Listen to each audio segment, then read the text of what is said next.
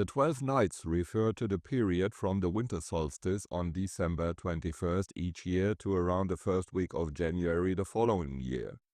Historically, this period ends on Epiphany, a day that marked the arrival of the Roman emperor at a ceremony in ancient Rome. For the ancient Egyptians, January 6 was also the birthday of their sun god Eon. Astronomically speaking, the 12 nights of Christmas bring the solar and lunar calendar back into harmony. Unfortunately, little to nothing has been passed down from ancient times about the customs of the winter solstice. However, one of the few customs that we know of is the lighting of a solstice fire. This symbolizes the rebirth of the sun. That means the days are getting longer again. The symbol of the sun was also carved into a block of wood or log, of oak or spruce with a ritual white knife. Mugwort was thrown into the fire to enhance its purifying effect, and it was said that anyone who took a burned log from the fire home with them would be protected from harm. In alpine countries, so-called Perchten runs still take place today. A Percht is a mystical figure, half human, half goat, beautiful and ugly at the same time. There are good and evil Perchten.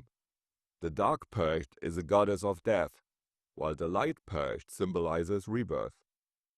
Those who wish to be visited by the good wise Percht must set a festively decorated table for her on one of the mystical nights.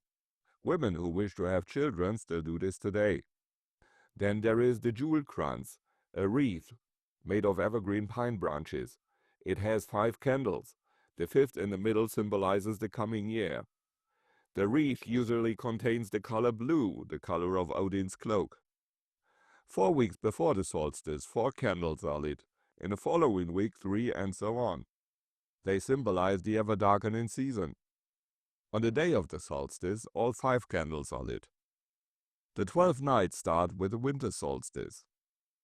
It is the time of the wild hunt, when hordes of wild spirits ride across the sky, among them Odin and Frigg. For at this time, the gates to the spirit realm are open and the spirits enter the world of humans. Windows and doors should be kept tightly closed and children should be watched over. Other strange things are said to happen during this time. Mortals who have made a pact with the devil turn into werewolves. Animals can speak at midnight, but anyone who hears them will die shortly afterwards. According to other sources, animals can speak on Christmas Eve and Epiphany. They cannot be questioned without danger. Pets can also complain to the spirits about mistreatment, and their owners will be punished. It is also the time to consult oracles, such as roulette pouring. Unmarried women can see their future husband at the way of the cross at midnight. But they must not speak to him, or they will die. Don't hang your laundry outside, you will never find it again. Better not do any washing at all during this time. You should not air your bedding outside, because if you do, you might die in the following year.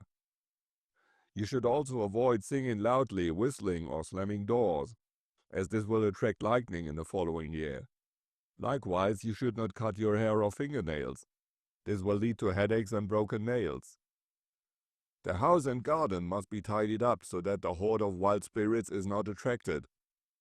And all borrowed items must be returned to their owners. Are all the buttons sewn on your clothes? If not, you risk losing money next year. Anyone who eats peas, beans, or lentils during the 12 nights will fall ill in the following year, and suffer from flatulence before the end of the old year. You should never pick up nuts, chestnuts, or apples from the ground, as they belong to the wild spirits.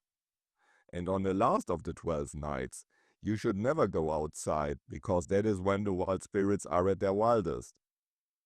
During the 12 nights, you should drink plenty of hot herbal tea made from herbs you collected last year. And you should pay special attention to your nighttime dreams, because they have prophetic qualities.